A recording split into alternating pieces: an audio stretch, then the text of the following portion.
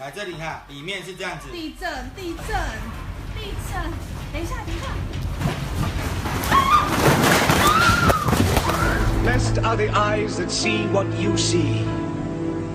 For I tell you, many kings and prophets have desired to see what you see, and have not seen it. To hear what you hear, and have not heard it. I thank you, Father, for hiding these things from the learned and the wise, and revealing them to the innocent and the simple.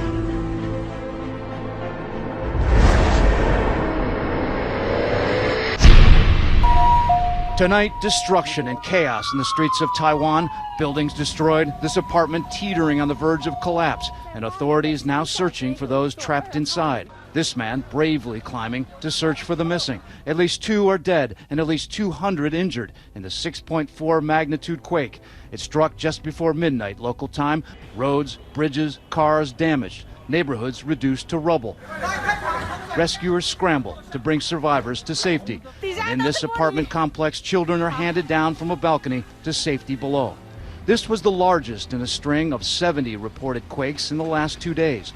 There was a 6.1 tremor on Sunday that experts fear may trigger even more in the days and months ahead. It would be hard to tell people in Taiwan that this sequence is over. Tonight in Taiwan, 40,000 households are without water.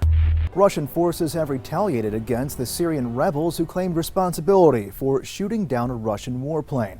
On Monday, February 5th, the Russian Defense Ministry said it conducted targeted strikes in northwestern Idlib province. According to Russia, those strikes killed 30 militants. However, the Syrian Civil Defense, also known as the White Helmets, says Russian airstrikes in residential areas have also killed civilians. The strikes were ordered after a militant group formerly linked to al-Qaeda claimed responsibility for downing a Russian warplane Saturday near Sarakeb.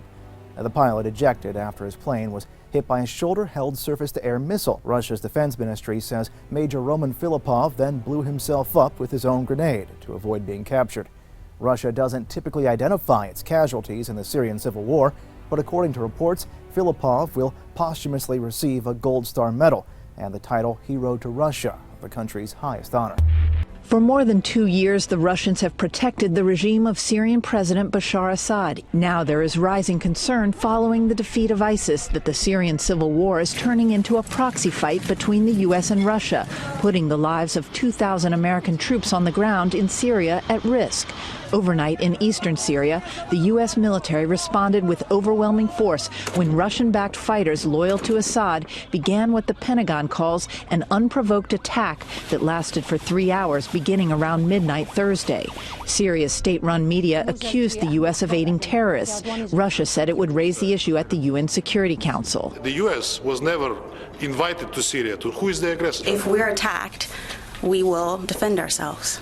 500 Russian-backed fighters attacked an outpost used by U.S.-trained forces near Deir el-Zor, south of Raqqa, and near the oil fields that were until recently controlled by ISIS. The Euphrates River has become the demarcation line separating U.S.-backed fighters and Russian-backed Syrian forces. The coalition observed a slow buildup of pro-regime forces over the past week. 20 to 30 tank, artillery, and mortar rounds landed just 5 football fields from U.S. troops. That's when American Special Operations forces on the ground called in a massive airstrike, killing 100 Syrian fighters.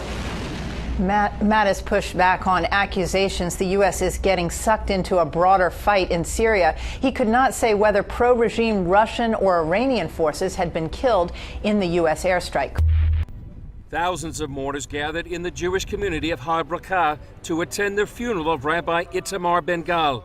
Ben-Gal, a husband and father of 4, was killed on Monday by an Israeli Arab while he waited at a bus stop near the city of Ariel.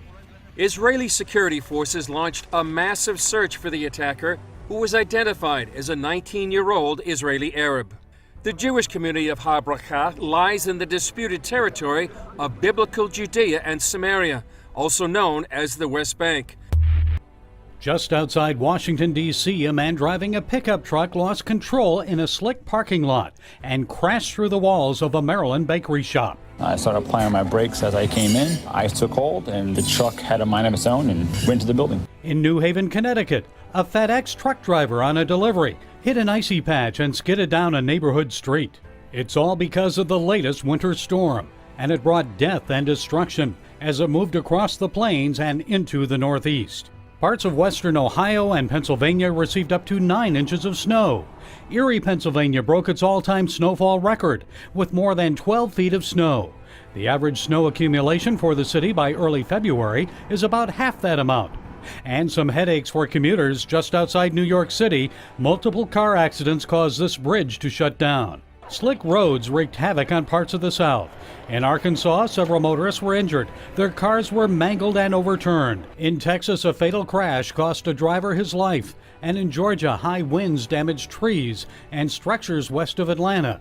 This garage was moved off its foundation. Meanwhile, in New Hampshire, they're digging out from 7 inches of snow. And some beleaguered residents say they're ready for winter to come to an end. The flu season is getting worse, and health officials are warning, watch out. The flu is prevalent in every single state of the continental United States. The Centers for Disease Control says well over 14,000 people have been hospitalized with the bug since the season began.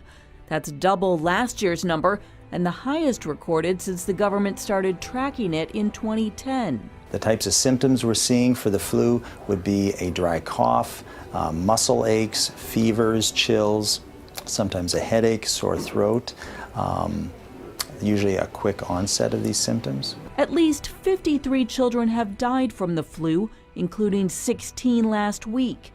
7-year-old Savannah Jessie of Indiana tested positive for the flu.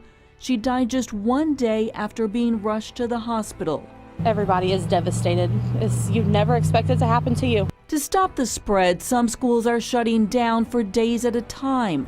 This Catholic school in Illinois closed its doors after more than a quarter of its students got sick. In Alabama, the Marshall County School District closed after students and staff became ill. It's an airborne problem. When they're coughing, sneezing, or even talking, it's when they're spreading this. Doctors also recommend avoiding people with the flu because they can breathe the virus out in particles that hover in the air. They suggest washing your hands frequently since the virus can live on hard surfaces up to a day. Also, strengthening your immune system with probiotics, sleep, and stress management. Most flu seasons last up to 20 weeks. Authorities say this season could still have several more to go. David Costa's been sleeping on the streets of London for more than a year. It's a bleak existence. It's not easy, it's really hard. You gotta deal with the cold, you gotta deal with people, you know, that aren't nice sometimes, you know. He lost his job as a carpenter and couldn't afford to pay for housing. He's now worried about his mental health. I just want accommodation, a roof over my head, and maybe get you know, see a doctor to get my head back together and go back to work, you know. In one of the wealthiest countries in the world, more and more people are now living on the streets. Many are struggling with addiction, mental or physical illness. Others are escaping violence and abuse. But an increasing number are here simply because they can't afford to live anywhere. The situation is made worse by a critical shortage of affordable housing and cuts to social welfare benefits. According to the government's latest figures, there are more than 4,500 people sleeping rough on England's streets. But the scourge of homelessness doesn't end here. Hidden away in bedsits and temporary emergency accommodation are thousands more homeless people of all ages.